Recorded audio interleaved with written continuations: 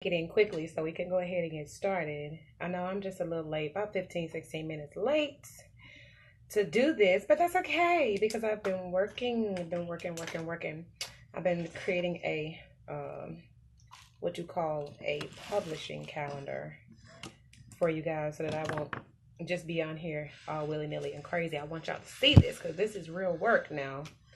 It's real work. This is my what you call a publication calendar where everything that I publish is planned and scheduled so that I don't neglect you guys with the content that you love to come here and consume from me in my mind. You understand? So this is the reason why I actually quit my job so that I could do this for you and do it well. You understand? Good morning. Hey, hey, hey. I am excited to go ahead and continue reading today because this was a pretty good session that we had the last time. So I just want to do a little bit more reading for you guys. So let me introduce myself. My name is Reese Roberts. This program is called Entertain the Thought. I do this live broadcast in order to also publish a podcast that I do every week, several times a week, at least 2 to 3, now going up to 4 times a week. I do these live broadcasts. So let's get right on into it. The Metu Netter is what we're reading today, and we're going to also talk about what we're reading as we read it. So please be attentive to what you're hearing, so that this thing always kind of hits me in my mouth because I'm an expressive talker. I'll be on it.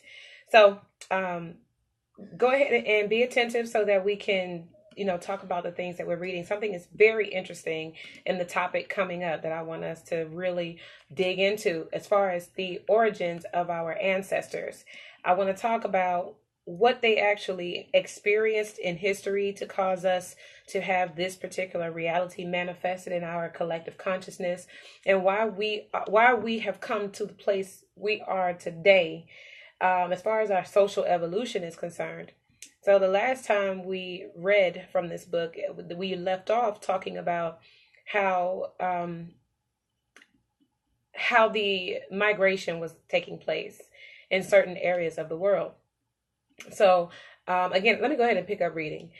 What you can say of historians who ignore the fact that all the nations in the northeastern section of Africa at the time were far ahead of Eurasia. We're talking about Europe at this point. Far ahead of Eurasia in the technologies that were chiefly responsible for the development of Kemet, or it's saying Kemet or Cometian, who prefer to invent a Eurasian cause for the development of Cometian civilization. Cometian civilization, we're making reference to Kemet, which is also called Egypt, which is also known as Africa. So what can you say of the historians who ignore the fact that all the nations, in northeastern Africa, I'm going to read it in paraphrasing now.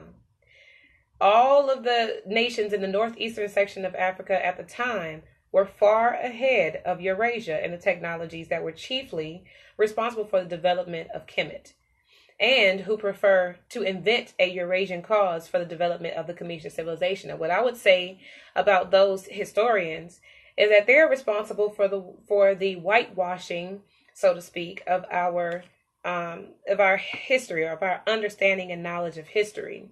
So this is what I would say about those particular historians. I'm going to read on. An important part of this argument rests on the false theory that racial contact is a chief cause for the advancement of civilization. Let's look at some facts. This is what the book is pointing out. The first fact is that the Hyksos occupation, meaning that the occupation of the land was happening by a civilization called Hyksos, or Hyksos. They occupied Kemet for 150 years and contributed nothing to the progress of the Cometian culture. I want y'all to make sure you understand who these people are. In fact, all historians are in agreement that the occupation of this Hyksos or Hyksos civilization actually retarded the progress of the Cometian culture. The Cometian culture, again, is Kemet. This is Africa. So did the occupation of Kemet by the Persians, Greeks, and Romans. Persians, Greeks, and Romans are more Eurasian or European cultures that were originally enhanced by the Cometian culture or the Egyptian culture of people who already have these advanced technologies like we're reading in this book. We already had these things going on. And so when we came into contact, some historians, what the book is saying, some historians will tell you that they were progressing society, but in all actuality, it was actually retarding the progress of the nation of Kemet, or of those dynasties and those, what do you call them? Oh, I'm just going to say nations. They had empires. That's the word I was looking for. In fact, the contact of the whites, the Eurasians, we're going to call them white just for reference, okay? These are what Caucasian people. I don't even like saying white. I cannot imagine one single historian who would not agree that the civilizations of ancient Egypt, Sumer, the Indus Valley, and Kush would far surpass anything in the present world had they not been destroyed by Caucasians or Europeans. It is a very interesting subject to speculate upon. The second fact is that the same retardation or the arrest of progress, and when you say that the progress was arrested, what happens when you arrest something? You pause it. You take it out of the game. Okay? Just like you arrest someone and you put them in jail. You pause it. They arrested the progress, and eventually destruction occurred with the mingling of the Caucasian culture with that of Sumer, Canaan, Phoenicia, and the Indus Valley.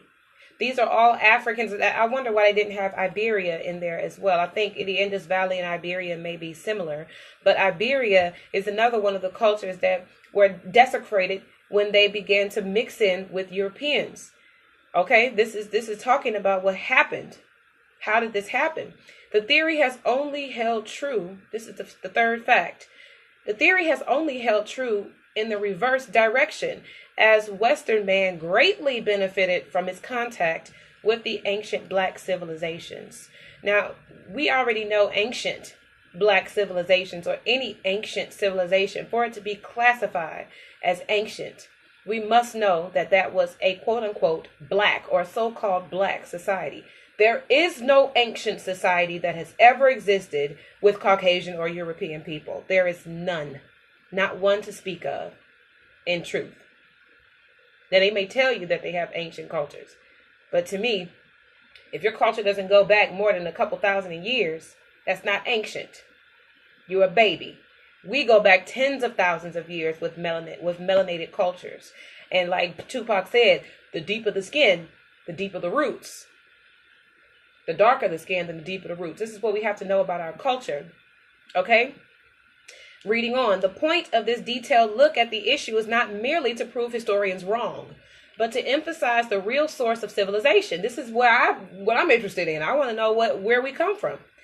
Today's leading psychologists will tell you that when you have come upon, or when you have to come up with the solution of a problem for which there are no precedents, it is to the right side of the brain that you have to make your appeal. Now, we talked about this before. The right side of the brain has to do with your creativity, with abstract thought. It has to deal with emotion and feeling, not necessarily logic like the other one, okay? Or like the left side of the brain. It is in charge of invention and creativity. Like I said, the progress of Western science is more than one of technological advancement and variation. Let me read that again. The progress of Western science is more one of technological advancement and variation than it is one of invention without precedents, okay? To this day, and I'm going to say to this day currently, no one has explained how the Chinese were able to come so far in science since the end of World War II. They have done in less than 40 years what normally takes over 150 years for Europeans. We will see that the Chinese are an eminently right-sided culture. Eminently, meaning that's just how they get down. The ability of the great black nations to invent civilization.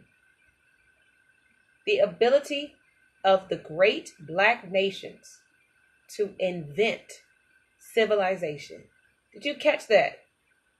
To invent civilization. This is what we do. And I want to say that this page is very indicative of how we are existing right now in our society, where we are being occupied. We understand that we are indigenous to the American lands, the North American, what do you call it? North America. We are indigenous to these lands. We're currently being occupied by these same people that this book is talking about. Same culture, Eurasia or Europeans. We're being occupied on our land. And so we're under the political, social, and religious rulership of this Eurasian culture.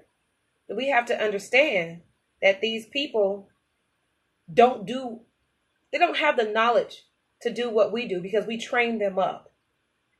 We train them up on how to invent civilization. And it's to be noted that everywhere in the recorded history of Black cultures, ancient cultures, wherever these people went to educate and to uplift, they created what's called Renaissance periods. A Renaissance period is when a culture flourishes, where people are thriving, jobs are created, art is being produced, technology is being advanced, knowledge is, understanding is coming.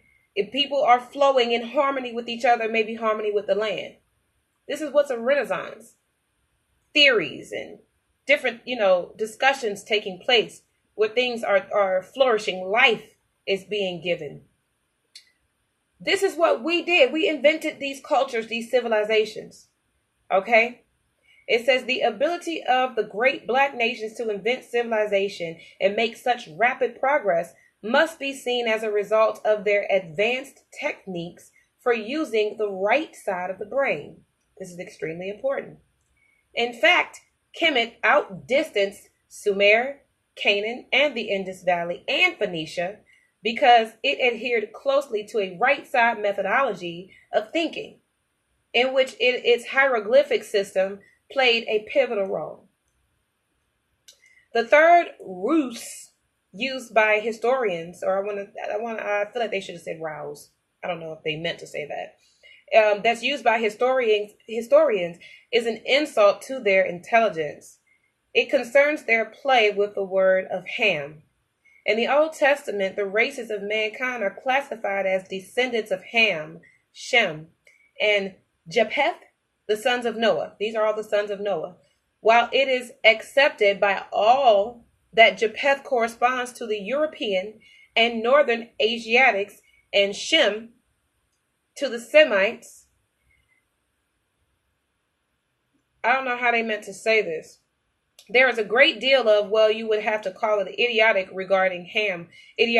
talk regarding Ham, since there are no Oriental people depicted in the paintings and sculptures of Kemet, Greece, and Mesopotamian nations. It is not far-fetched to conclude that the compilers of the Old Testament were not familiar with this race. Ooh-wee. Somebody gonna be mad at me for that, even though I didn't write it and I didn't say it. All right, now I know some of y'all out there with these camps, these Hebrew Israelites, and y'all be all into this stuff about the lineage. Did you hear what that said? Did you hear what it said? The compilers of the Old Testament were not familiar with this race. It says there are no Oriental people depicted in the paintings and sculptures of Kemet. I'm going to keep reading. Especially given the fact that they were located so far away. This explains why the Orientals were not included among the races of mankind. Now we know that the biblical compilers were very well acquainted with Black people, so-called Black people. After all, their ancestors were heavily intermarried with them, to say the least. This is Caucasians now. Now, if the Semites correspond to Shem and the European to Japheth, then where do we assign the Blacks? We still don't know. Let's modify the question. If Ham does not correspond to the Semites, or Europeans, or the Orientals, whom does it correspond To whom does it correspond? The Old Testament compilers assigned Ham to ancient Egypt, Canaan, Cush, or Ethiopia, and Put or Punt, a nation that was located at the Horn of Africa. Modern day Somaliland, okay, or Somalia. I don't know why they say Somaliland. The ancient Egyptians claimed that it was the location of their origin, hence made regular pilgrimages to it. They called it the Ta-Neter, land of God. Incidentally, the people of this area dressed in the same fashion of that as the Egyptians. Their men styled their beard in the same manner, and the false beard worn by the Commission or Pharaoh, it was worn as a false beard to look like Pharaoh. I hope that made sense. These similarities clearly support the Commission claim that they descended not only from this area, but from these people. And through Cush or Ethiopia, Ham relates to the indigenous original inhabitants. Okay, through Cush or Ethiopia, Ham relates to the indigenous original inhabitants of Arabia and Sumer, which was last referred to as Nimrod. Okay, ruler of Babel, and some other places that I can't pronounce. Lord, these names are just everywhere. According to the biblical table of nations. I'm going to skip ahead a little bit because I really don't like talking about lineage as much. Lineage and these type of things. I'm just going to close this out here because I feel like it sometimes books have a tendency to sort of belabor the issue where the point has been made, but it's reiterated over and over again. And sometimes I feel like that's just not necessarily helpful. So I'm going to skip ahead a little bit. So desperate have historians become that in their attempts to identify Ham with another race, they have classified most Nilotic blacks like the Maasai and the Somali as non-Negroes, yet they are Hamitic. Interestingly, the same historians label the same blacks as Negroes when they are referring to them during the Egyptian historical period. So how come today they are of the so-called non-black Hamitic or Neolithic or Nilotic race? The answer is to be seen in the fact that there are more and more evidence that more and more evidence is pouring in, showing that the ancient Egyptians and the contemporary Negroes of Sudan are northeast and northeastern Africa are linguistically related. I think I want to go to the next chapter. Oh, where is it? There's so much of this banter.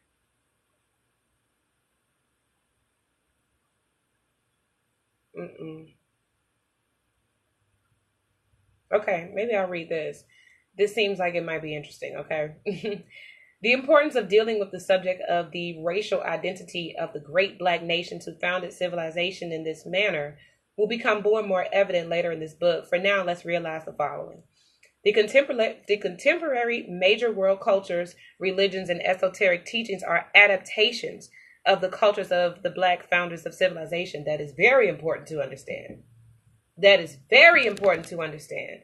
Right now, the system that we thrive off of, especially the political system, even some remnants of our education system, our healthcare system have some remnants of what you would call the original values and the original culture of our ancestors or the ancients of our culture.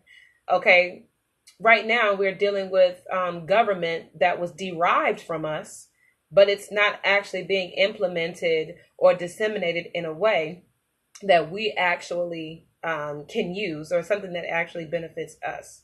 So we have to know that there are remnants all over the place of our esoteric teachings, especially the esoteric teachings that we gave to the rest of humanity. But these things are not being, like I said, implemented the way we originally disseminated them. Number two, the adaptations have veiled the true original values and the purpose of the original cultures. That should be evident. That's the reason why these things were adapted.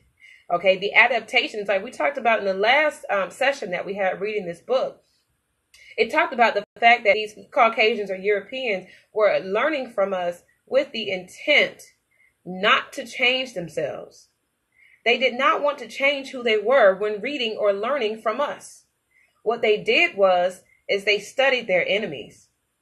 They studied us, they learned from us, they intermixed their cultures with us, they married us, they did everything they wanted to do with us so that they could learn us. And we're very complex people, very advanced knowledge and technology. They had to spend their time learning us, figuring out what we were doing, how we were doing it. And then they eventually use that information to advance themselves along the path of their own development. Even though they are developing a path of destruction all over the planet, that's neither here nor there. The point is that these adaptations have veiled the true original values and purpose of the original cultures. The original values would have everything to do with the things that are being considered taboo right now, especially things like our esoteric knowledge and our spirituality. These are the things that have been taken away from us so that the original values could be changed and altered or adapted to the purpose and value of our oppressors. The Europeans have completely given our knowledge their own purpose. They have given it their own mission, and this is what they're currently executing.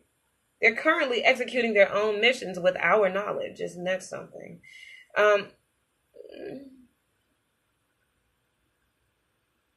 I'm just reading the comment. I'm sorry, you guys. King Hakeem, he mentioned in his comment, African man ruled. That's right, and is indigenous to all land on the planet. That is absolutely right. There is no place you can go where the ancient culture was not so-called black. Everybody was black on this planet at some point. Kemet was the throne where we ruled. The folk who rule now control the pen and the books that survive and are published. And that's just one of the reasons why we are so far behind, and why the only thing that's really been able to help us to get ourselves aligned with the truth again is the internet. Because when you have people who are intellectual in nature connected with those who are not, then they have the chance to be brought up in their understanding and their knowledge of what truth is. And so when the internet began to connect us all together, then it began to lift us up. This is the reason why Black people are unifying right now, because we are getting ourselves on one accord when it comes to this.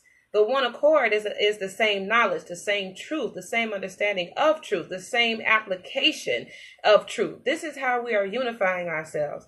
We're not unifying just, by all being nice to each other and singing kumbaya in a damn circle, hugging on trees. No, the knowledge that we're gaining through our interconnected status right now is what's lifting us up, because there's truth that we're connected to.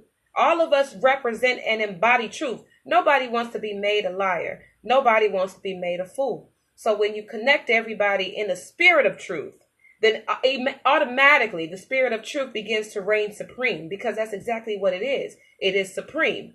And so when we connect ourselves to each other and we begin to share this truth, then automatically it acts like a balloon in water, where it just raises you up to a place where you basically all meet at the same point of knowledge and understanding. So I'm going to go to the third point.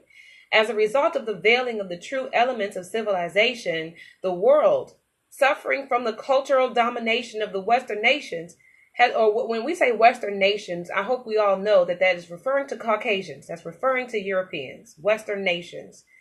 The cultural domination of the Western nations has fallen into a state of decadence and is verging on the brink of destruction from nuclear war and social decay. Social decay meaning things like disease, like AIDS, sexually transmitted diseases, drugs, and all kinds of other things, like now social media. If you don't use social media correctly, it will stand for your personal social decay. If you don't know how to use social media for the upliftment instead of your detriment, okay? You have to do it for your betterment. Everything, all things must be for your good. And that is up to you. If you don't use your social experience, your social connections, your social environment to uplift you, then absolutely it will be the cause of your decay. The fourth point, the majority of the material floating around as esoteric teachings suffers from the same perversion. Oh, that's sad, because if it's esoteric, it's power. Okay, we're talking about energy moving. We're talking about alchemy. We're talking about, metaphysics and epigenetics. We're talking about different, multiple verses and universes. Talking about all kinds of things. The changing of matter. Okay, we're talking about things that we must know is esoteric, and it can be perverted if you don't know how to use it. This is extremely important. We will see, for example, that the vast literature of the Kabbalistic science, as known to date, is such a distortion of the original traditions that students of the subject can only but fail to achieve the lofty goals promised by it. Oh my goodness, y'all, if y'all don't get, I got books all over the place right now talking about esoteric knowledge. We're talking about spells and the occult, magic, things that the cabal, Kabbalistic societies, Kabbalistic science, they use these things. The energetic and chemical properties, okay? The compounds that come together to create our reality. These are the things that Kabbalistic science study, or things that Kabbalistic science will get you to understand. But the reason why it says you can't do nothing but fail sometimes when it comes to getting to know these things, the same reason why you fail in religion is because, like it says, the vast literature of Kabbalistic science as known to date, it's such a distortion of the original traditions. It's a distortion. So when you get to learning it and you get to trying to remember it now, I will say that we do have help because our DNA has this stuff written in it. So when we go to reading things, we have to know how to say, okay, I don't resonate with this that I'm reading out of this book. It's extremely important for you to have insight when you're a scholar, because what you do when you read information, you must be at a place where you can be strong enough in your mind and your intellect and in your knowledge of yourself to say, this resonates with me, but this does not. Because even though something is written, please hear me, Bible pushers, just because something is written down does not mean that it is empirical truth.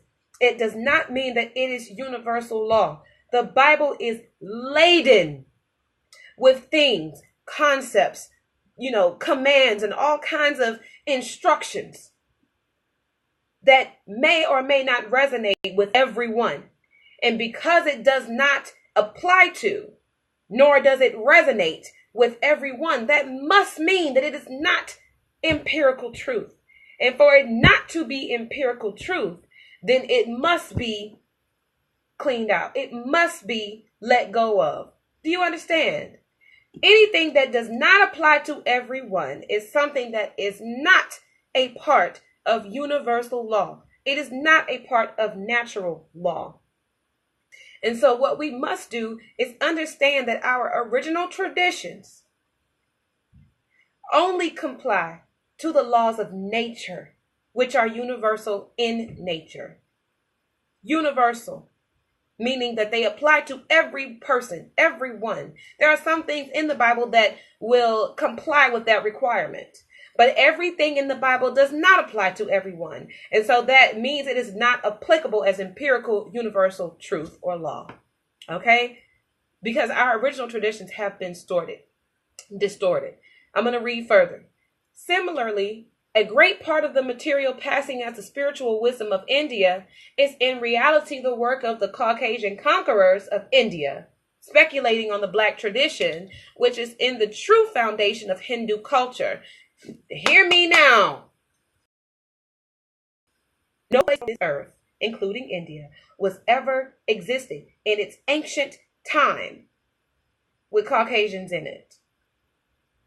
So anything, I don't care what book you publish, what book you're picking up, if it has more modern origins where you don't know that it predates Caucasians, I would look at it with a serious side eye.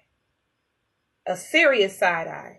Because what happens is these people, like this says, they only speculate and come up with these life traditions or these social constructs, just coming off of their speculations of what they think Black culture was trying to accomplish. But because, like I said in the last session we had, these people can't think like we do.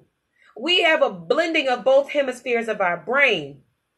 European or Caucasian cultures, they operate more so from a left or a left-sided brain, which is left side dominant. That's problematic when it comes to social structure. That's problematic when it comes to evolution. We cannot evolve with only half of our mental resources, okay?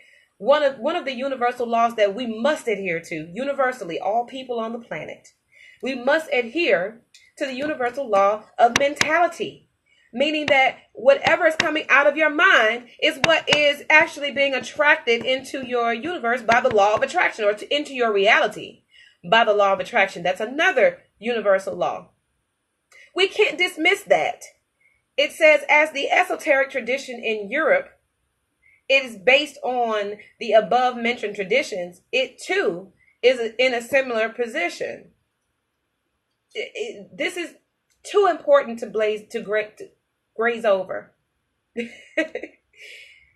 Very few people are aware of the fact that Kabbalistic tradition is in reality a polytheistic system. Polytheistic means that there's more than one God. Monotheism is what we ascribe to when we call ourselves Christians, because that is the belief in one God, one supreme being, which is also problematic in social evolution. Shahid, get out. I can't have that noise. That's too loud. My son always let it come here and make noise while I'm trying to talk to y'all. I got a few more minutes on here. I think I got about 30 more minutes. So I'm going to keep talking and keep reading. The so-called archangels of each sphere of the tree of life. You know, the tree of life is a geometric shape, which falls into the study of sacred geometry.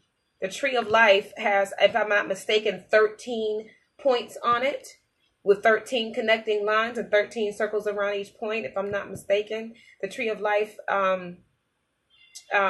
resembles the Ankh. The Ankh. You guys know what the Ankh is. Tree of life. Okay, each sphere of the tree of life are exact correlates to the deities in other traditions. In fact, most of them were taken directly from Canaanite sources. Long before the formation of Israel, El was the generic name for the deity in Canaan. El or Al. We thus find the term combined with others to denote the various aspects of God. You have angel, archangel, Michael, Raphael, Hanel, I don't know that one, Elohim, Israel. All of these ELs, they come to give you the phonetic indication of God. Phonetic, meaning the sound, the articulation of God by way of your vibrations out of your throat. I'm not going to get into that.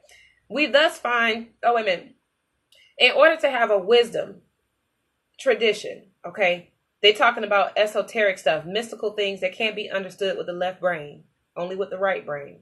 In order to have a wisdom tradition without seeming to be polytheistic, the Hebrews changed the Canaanite or Phoenician deities into so-called angels, virtues, heroes. This is called Euhemerism. I never heard of that word before. Euhemerism. And the names of God. Shaddai. Y'all heard of El Shaddai? Which was a Canaanite deity, appears as the name of God. It says incorrectly rendered Almighty. At the ninth sphere of the tree of life, Raphael, El heals, which is not the true meaning. It appears incorrectly as the angel associated to the sixth sphere, and so on. Exactly. A careful study of the literature of the Kabbalah, the Old and New Testament, will reveal that the angels depicted perform most of the functions of the deities of other so-called polytheistic cultures. This is good information, but I'm going to skip over some of this because, like I said, I don't think all of this is necessary to read. I'm going to go down just a little bit more. I want to read this. The angel is still primarily a messenger or a member of the heavenly retinue, and there is not always a sharp distinction between the angel as a personal being and as a personification of the divine word or the divine action. I highlighted the latter because it forms the most important part of the statement. Yeah, it highlighted the part that says personification of the divine word or the divine action. I'm not getting ready to get this deep in here with y'all today. The personification of the divine word. It is of great importance to find a professor of Judeo-Christian divinity referring to the angels as personifications of the divine word. Don't y'all know that this stuff is personified? Do you know that the Bible is nothing but personified interpretation of what happens in the stars? That if you were to learn astrology, the science of the stars, you would also be learning the Bible, just in different terms, without the characters. The Biblios is a study of the stars, astrological study. We must know this. These are different iterations of the same information being given to people in different cultures in different ways for the purpose of comprehension, for the purpose of application and implementation, dissemination. This is why the Bible is personified. It's put into allegorical terms so that we can understand it. But no, it is not there to negate the divine word or the divine action. We must know that divine word and divine action is required. It is required for us to create, to elevate, to progress. Divine word and divine action is a requirement in a mental universe where we live. We live in a mental universe. Divine word comes from the divine mind. Divine action comes after the divine word. You don't do anything after or before you think it. You don't say anything before you think it. Let me put it correctly. You don't do anything before you say it, and you don't say anything before you do it. Come on. These are the things that we must understand about how we're progressing into our new reality, because we all understand we're now moving into a fifth dimension. We're leaving these Europeans here on this third dimension. We can't go into a fifth dimension with third dimensional ideas. Personification is a third dimensional idea. We don't need personification any longer for us to conceptualize what's happening esoterically in our spirits.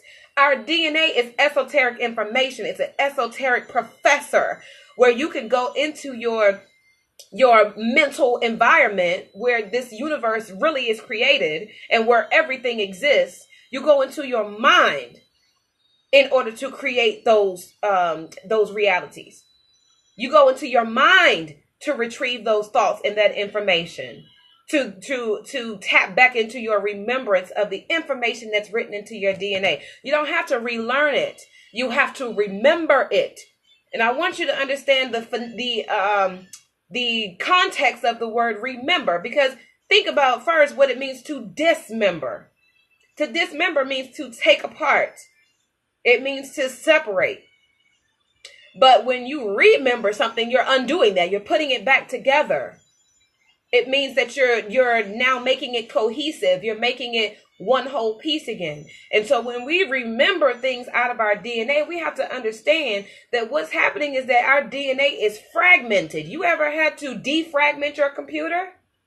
This is what we're doing it to these brains. These are brains which are considered organic computers. We're having to defragment them in order to remember the information that's written into our DNA, or aka our hard drives. The DNA is written with code that is readable. I said this before. When you take when you go to the doctor, they take your blood and they put it into a machine, they can read it. They can read your DNA. There's information in your blood. I'm going to say it again, like I said before. There is information in your blood. There's information in your blood. You have to know how to read that information. You're remembering. You're putting the pieces back together, defragmenting all of the things that society has caused your brain to forget. You're forgetting that you're a divine being. You're forgetting that everything you think is what you speak, and everything you speak is what you create. You're forgetting that. And so what we're doing is that when we read, when we study, when we eat differently, when we change our environment, when we change our friends, when we get away from negativity, when we start to feed ourselves, when we only allow other things in our lives to feed us, we are remembering.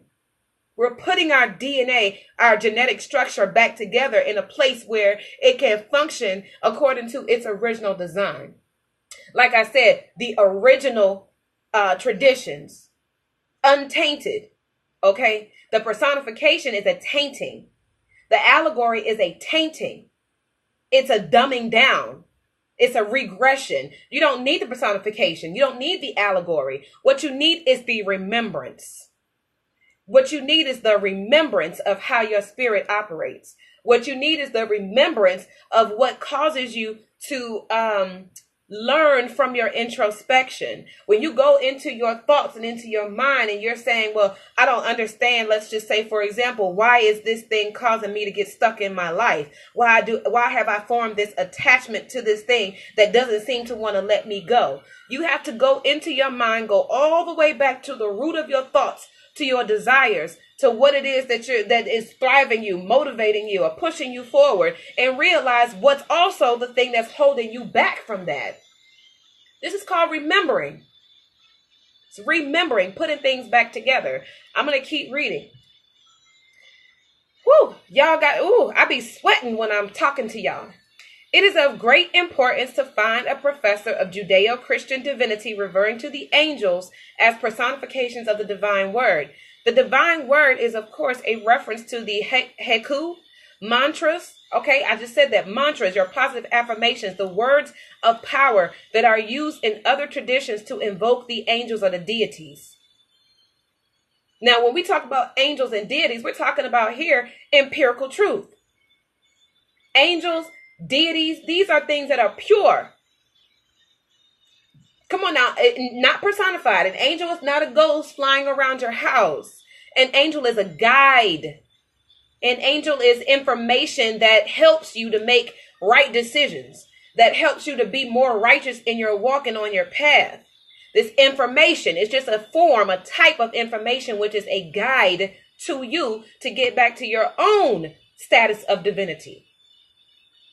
We're not talking about mystical things that we don't understand. Angels and deities can be openly invoked because you can always seek help from your universe.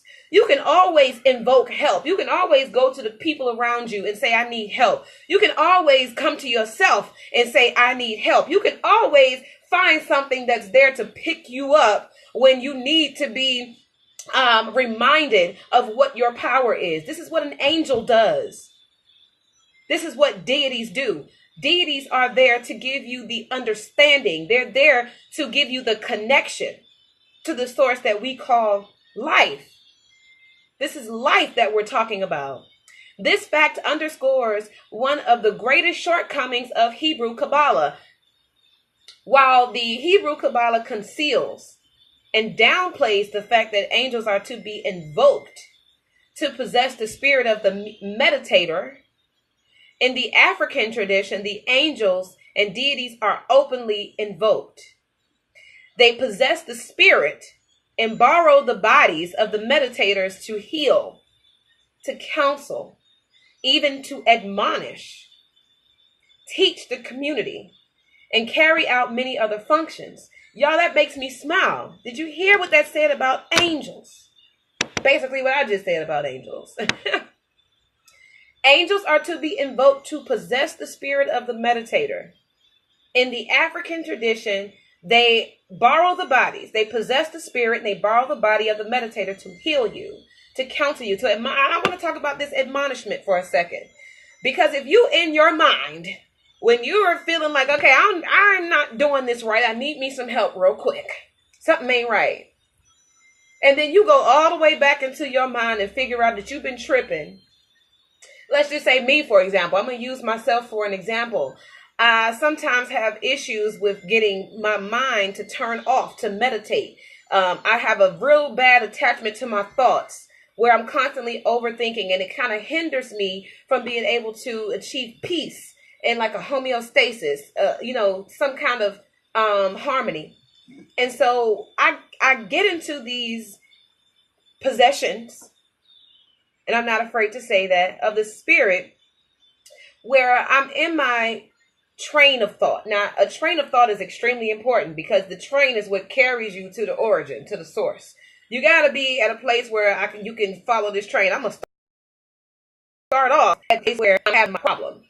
I start off at the place where I need help, and I say, look, I can't turn my thoughts off. This is all happening inside my head now. What am I going to do so I can calm my thoughts?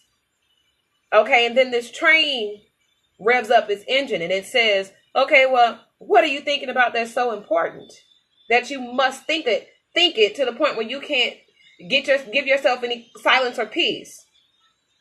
You have to follow that train all the way to the source. And I figured, okay, it's egotistical. We all know that our ego is what stops us from ascending. And so you must, when I figure out, okay, it's an ego attachment, this is an admonishment. When I say to myself, girl, you are very egotistical and you feel like everything that you say must be right. And so you're constantly thinking so that you can validate how right you are. And this is the reason why you can't stop thinking so much. So I'm able to openly use my angels, my guiding thoughts, my guiding light to admonish myself about the things that I know I need to do in the spirit in order for me to progress in the spirit. There's nothing wrong with admonishment. And I want you also to understand that if you got people in your life that are willing to love you enough to admonish your ass, you better love them back and openly receive that admonishment if you recognize the fact that it is true. If somebody were to tell me that I can't turn my brain off because I'm so egotistical and I'm thinking so much and I just can't seem to have peace, that's an admonishment. If it's coming from someone else who I'm connected to, I recognize fully that I'm connected to everybody on this planet. Somebody, it could be a total stranger, and come to tell me that I'm messing up, or that my energy is off, or that something is not, or something that is askew in my understanding or my application of understanding. I'm going to receive that admonishment because I recognize that anything that's there to teach me is my guide. It is my counsel. It is my healing. Admonishment is there just like for your children. When you tap your child on the hand and tell them don't touch that stove, and you're admonishing, no, don't do that. Why? Because you know it's an admonishment, but it's a protection at the same time.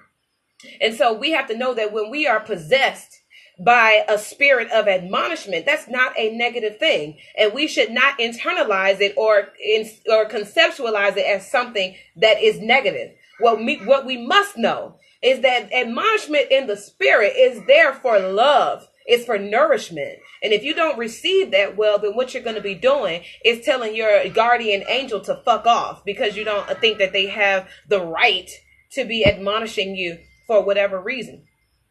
Okay? Hebrew Kabbalists, I'm reading again. Hebrew Kabbalists obviously limited by the need to avoid the image of practicing polytheism, which they are indeed practicing. Did you catch that? They are indeed practicing it, even though they're limited by the need to avoid the image of practicing polytheism. The image. They want to avoid the image of practicing polytheism. Why, you guys? Why? Can anybody tell me why would basically fake Jews, or what you call Jewish people? Ooh, y'all, excuse me. I was eating this morning. Why would a Hebrew Kabbalist, why would they need to avoid the image of practicing polytheism when they are indeed practicing polytheism? Do you know who the Hebrew Kabbalists are? The fake Jewish people, the people who are controlling society, the people who own the Federal Reserve Bank, these quote unquote secret societies that govern everything we do. from public to private, by way of institutionalization and capitalism? Why would they want to avoid looking like they're practicing polytheism? I'm going to say it because I don't see no comments yet. I'm going to say it's because they don't want us to practice polytheism. If we know that everything around us is an iteration of God, and everything around us is to be worthy of praise, including us ourselves, then that would be too much like righteousness for it to be good for them. They're not interested in us being righteous, because if we become righteous, then we exceed them mentally.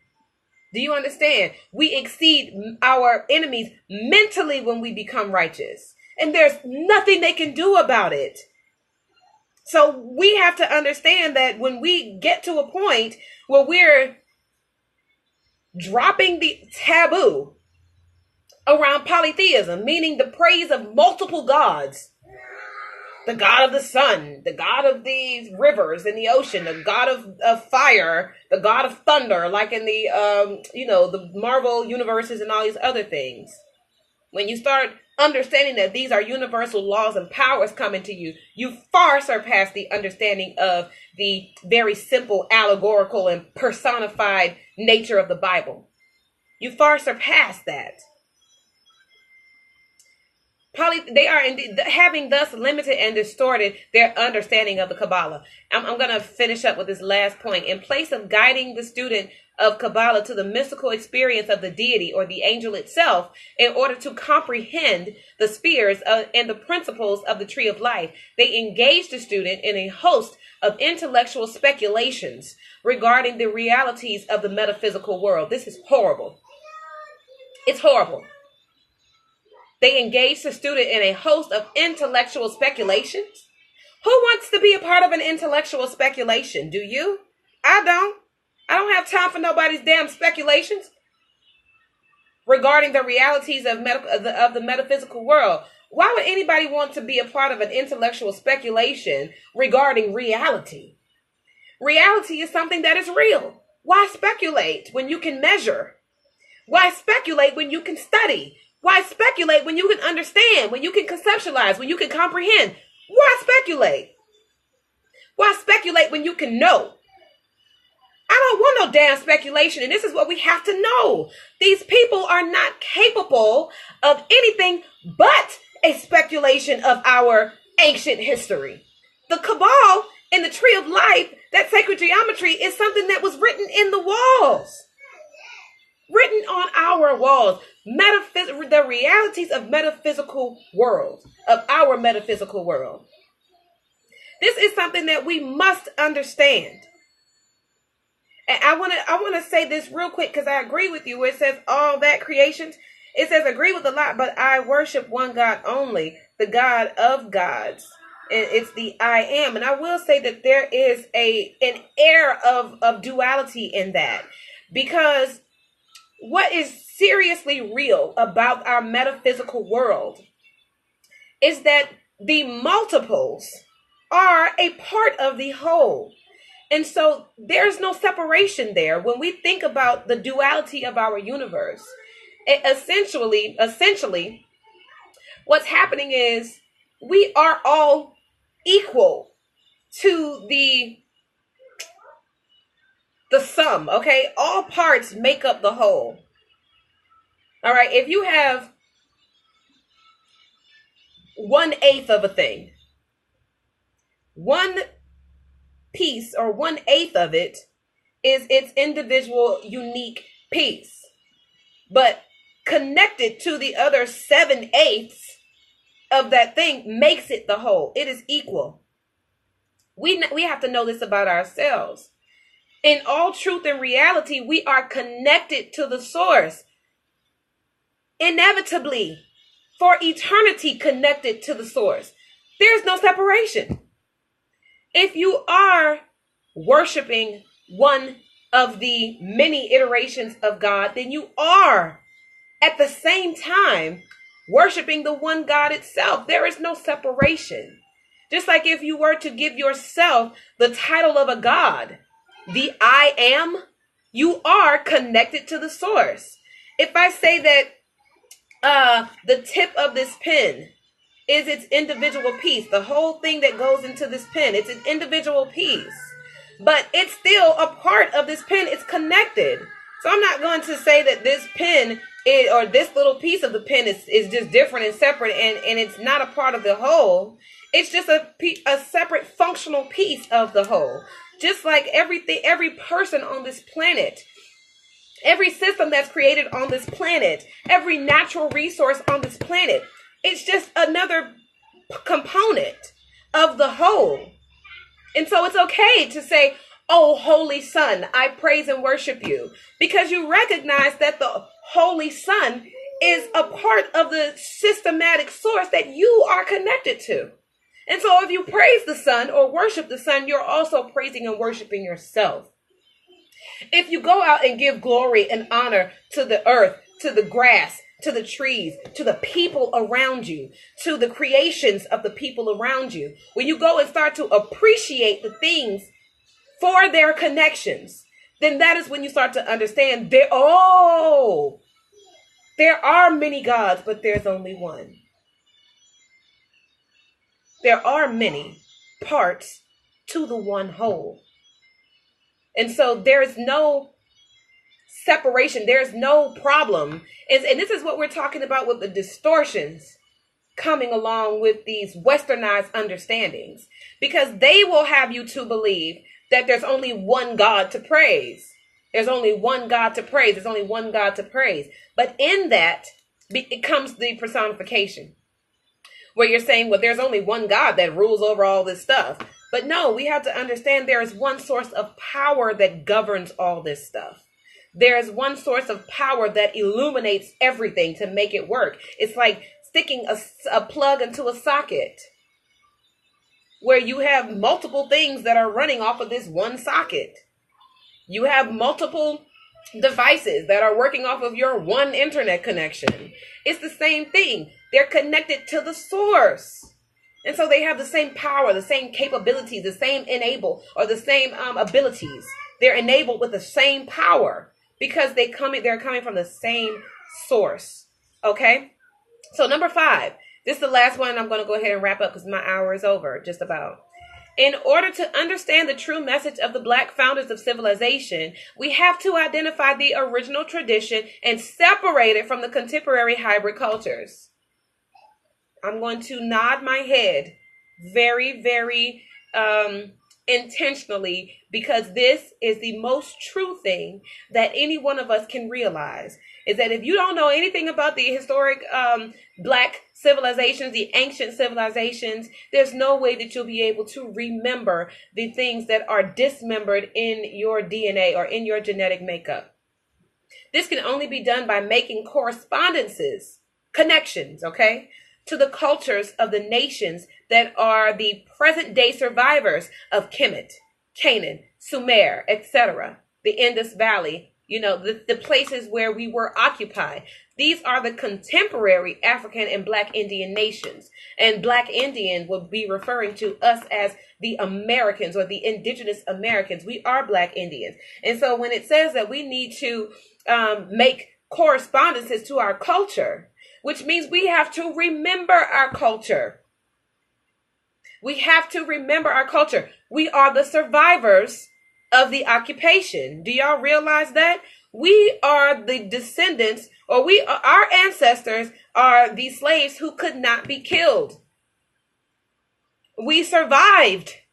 You guys, we're still here and we're still alive. And so we have to remember that we are connected to an ancient culture that is written in our blood. And because we have this blood and we have this connection, we are readily able to enable ourselves with the power of the source that we're connected to, which is just really information. Like I said before, we must get to a place where we're learning our information is embedded in our DNA. So let's come together in the spirit of giving this information. You guys, I'm getting ready to go ahead and sign out. I'm going to come back to you on tomorrow with another live session, but I'm going to be talking about business on tomorrow. I'm going to be introducing the spirit of business, which is a concept that I created around consciousness and business. So come back tomorrow and you guys will see me. I'm signing off. Reese Roberts with Entertain the Thought.